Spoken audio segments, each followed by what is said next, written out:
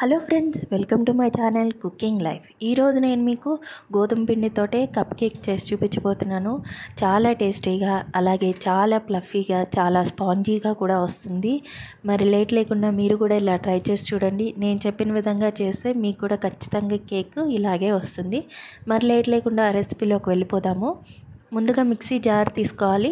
ఈ జార్లోకి 1 ఎగ్ కానీ లేదా ఒక పావు కప్పు పెరుగు కానీ యూజ్ చేసుకోవచ్చు, ఎగ్ని ఇష్టపడని వాళ్ళు. అలాగే ఇందులోకి ఒక పావు కప్పు షుగర్ని తీసుకోవాలి. అలాగే ఒక పావు కప్పు ఆయిల్ కూడా యాడ్ చేసుకోవాలి.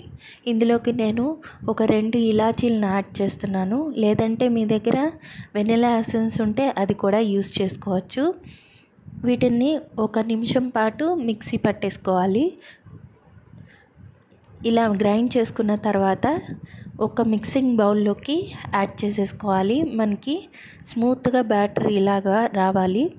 ఇలా వచ్చిన తర్వాత దీన్ని ఒక మిక్సింగ్ బౌల్లోకి యాడ్ చేసేసుకోవాలి. ఇలాగ యాడ్ చేసుకున్న తర్వాత మొత్తం అంతా లిక్విడ్ని స్క్రేప్ చేసుకొని యాడ్ చేసేసుకోవాలి. ఇప్పుడు ఒక జల్లెడ తీసుకొని ఒక 1/2 కప్పు గోధుమ పిండిని యాడ్ చేసుకోవాలి.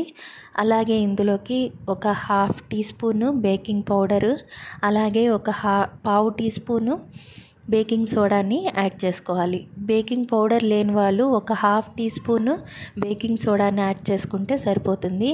ఇలాగా ఉండలేమి లేకుండా ఇలాగా జల్లెడ పట్టుకున్న తర్వాత కట్ అండ్ ఫోల్డ్ మెథడ్లోకి బాగా మిక్స్ చేసుకోవాలి.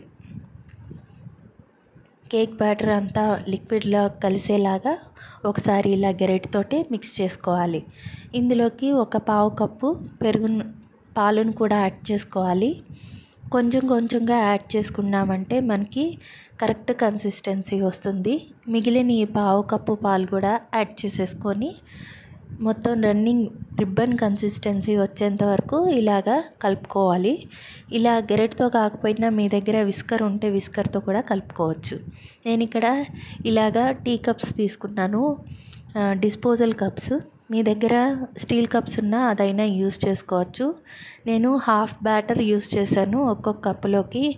లేదంటే మీరు కప్పుకి 3/4 కప్ అయినా యాడ్ చేసుకోవచ్చు బ్యాటరు. ఫుల్ మాత్రం వేయకూడదు, పొంగుతుంది కాబట్టి. పైన నేను కొంచెం గార్నిష్కి టూటీ ఫ్రూటీ యాడ్ చేస్తున్నాను. మీ దగ్గర చాక్లెట్ చిప్స్ ఉన్నా, ఇంకేమి ఫ్రూట్స్ యాడ్ చేయాలనుకున్నా యాడ్ చేసుకోవచ్చు.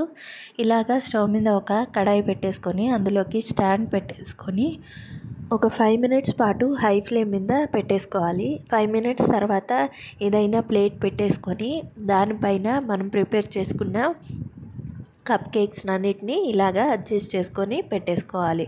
ఇలా పెట్టేసుకున్న తర్వాత మూత పెట్టేసుకొని లో ఫ్లేమ్లో ఒక 20 to 25 మినిట్స్ పాటు లో ఫ్లేమ్లో కుక్ చేసుకోవాలి. ఇలా కుక్ చేసుకున్న తర్వాత మనకి కేక్ అన్నీ బాగా కప్ కేక్స్ అన్నీ బాగా మంచిగా వచ్చేస్తాయి. ఒకసారి టూత్ పిక్తో కుచ్చి చూస్తే నీట్గా వచ్చేసిందంటే మనకి రెడీ అయిపోయినట్టే. మీరు ట్రై చేసి చూడండి. ఎలా వచ్చిందో కామెంట్ సెక్షన్లో చెప్పండి. లైక్, షేర్, సబ్స్క్రైబ్ చేయండి.